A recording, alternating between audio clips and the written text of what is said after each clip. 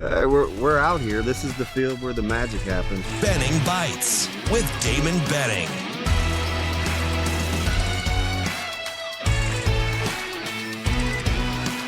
Benning Bites with Damon Benning. Another episode of Benning Bites here at Hurrdat Sports Radio. Appreciate you guys joining us on ESPN 590, ESPN Tri-Cities, Facebook, YouTube, Spotify, and Twitter, or, X. No, I didn't throw the bones. That was X. X marks the spot. Amazing run of shows here. I mean, just unbelievable. Close to over 5,000 digitally viewing and in the stream. And, man, we appreciate it. It's a big part of what we do, and it sparks thought. For as spirited as discussions as Ravi and I have on a daily basis, kind of your comments and responses to it further drive what it is that we know you're interested in. So it definitely matters.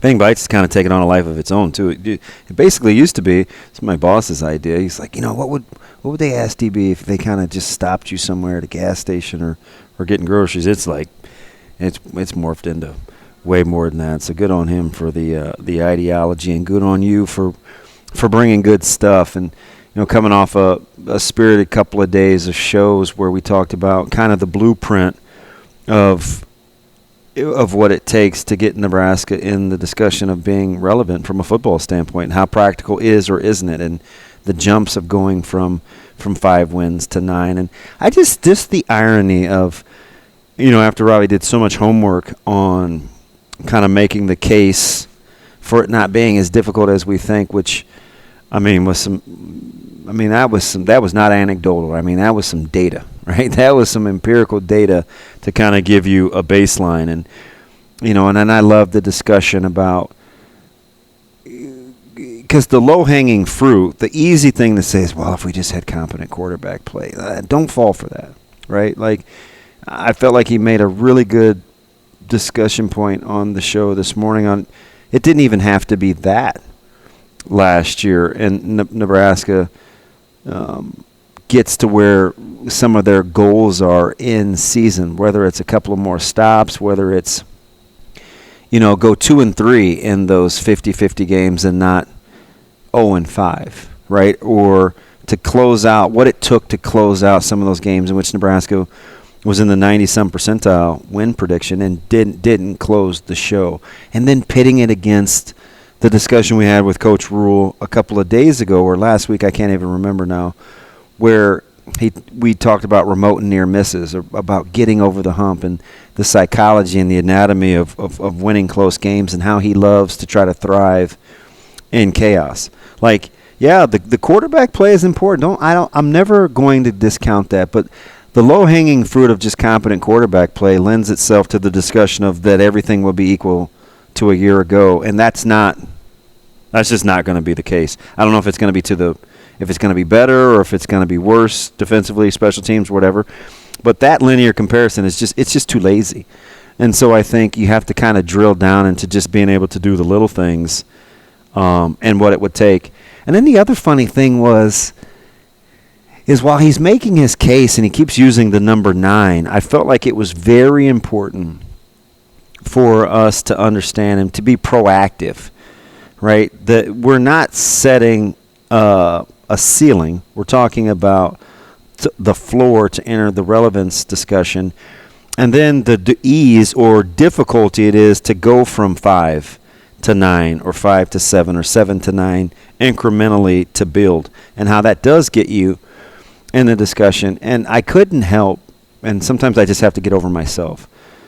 Being a historian and living here the majority of my life, I know when Ravi was talking about that a couple of days ago, how the number 9 makes people feel. And we've been afforded the luxury of revisionist history where we can romanticize of yesteryear and how good it was.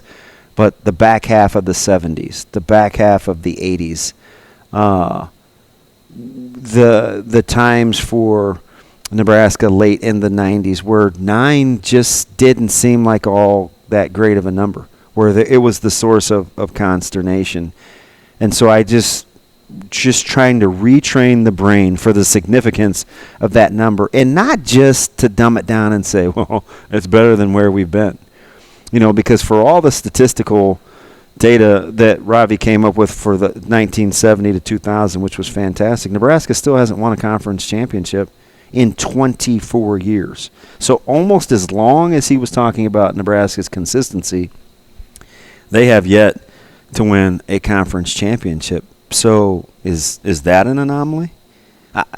I don't know. It's relative to the discussion, but the most important part is what's the blueprint will look like to get there, and to be very cognizant of the fact that the year twos are all different. Year two at Temple was different than year two at Baylor, and year two at Nebraska is going to be different than it was at any of the aforementioned.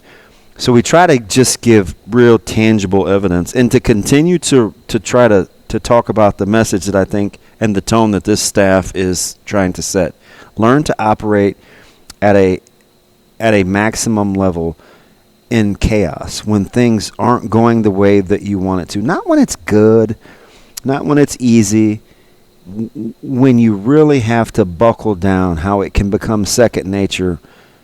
All right, this kicks in. Rely on my training. This is what we've been through, to focus on that.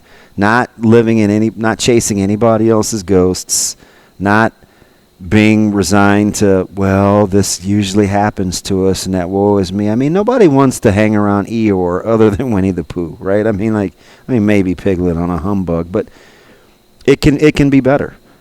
And there's a plan in which it can be better, and it's okay to have faith, because we have confidence in competence, which is happening at the top. It's another episode of Benning Bites.